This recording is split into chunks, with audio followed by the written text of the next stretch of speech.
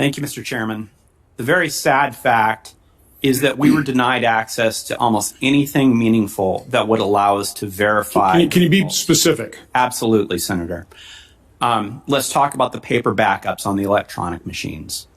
We were denied any access to those except for from one machine in the entire state of Nevada.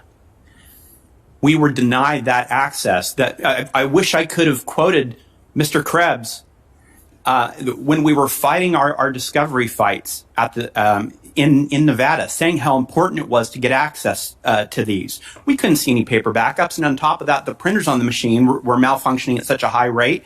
We doubt that the paper backups were actually giving us anything of use anyhow. So these paper backups that are supposed to provide such transparency, we couldn't use them. We couldn't see them. We couldn't use they provided us zero transparency at all, except in one machine in the entire state of Nevada. Another example is the fact that we were denied any meaningful discovery in the case in order to go and examine the full extent of the voter fraud. For instance, even when we were able to subpoena the records that led us to discover those 4,000 non-citizens who voted, we couldn't put that into evidence because we didn't get them until the end of the discovery period. And then the court said, well, at that point, it's too late. Our discovery period was essentially 3 days. And we were denied any meaningful opportunity to even use in our case the information that we got. And the court didn't even consider those things, unfortunately. We were denied, we tried to be able to understand the code of these machines, to be able to find out, for instance, as the chairman pointed out, whether machines were hooked up to the internet, whether any of that happened, be able to do a forensic review. We brought forensic experts all the way to Nevada, people that could have discovered this information, people that could have told us what happened with these machines, and we weren't allowed near them. We weren't allowed any forensic audit of it. Nothing that could have given us any transparency, because transparency is not political. That's what we've talked about here. That's what we were denied in Nevada, is any attempt to actually find out what happened. Here's the troubling thing, is one of the reasons that they said that we couldn't get transparency on this machine is because they're proprietary.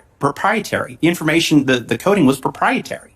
But we're talking about the countings of votes for the office of President of the United States, and they're not going to let us see the code for how they actually coded the votes? You got to pick one. It's either open source, and we exactly know the way that these machines are counting the votes, or you have to go back to a verifiable system to make sure that the results that are being reported are the results that we get from actual voters, because that is where democracy breaks down. That is really the fear that we have of losing democracy, is when it's not the people's votes that are being counted, but fraud that's being counted. And we can't just pretend that the emperor has any clothes if he doesn't. We can't pretend that we have a clean election when there's evidence to the contrary. And the way that we get that is through transparency. And we were denied that in Nevada at every single turn. We had a clerk who, a registrar of voters, who literally dodged our subpoenas. We had the holiday weekend over Thanksgiving in order to serve subpoenas. They locked the doors of the offices. He locked himself in his house. He refused to accept a subpoena. That same registrar of voters, we have a whistleblower that says he was wearing a Biden-Harris pen to inspect voter sites. This isn't something where we're trying to attack officials. We're trying to say that we have to make sure that it's nonpartisan, that we have to make sure that there's transparency. And you can't deny transparency at every turn, Mr. Chairman. Mr. Krebs,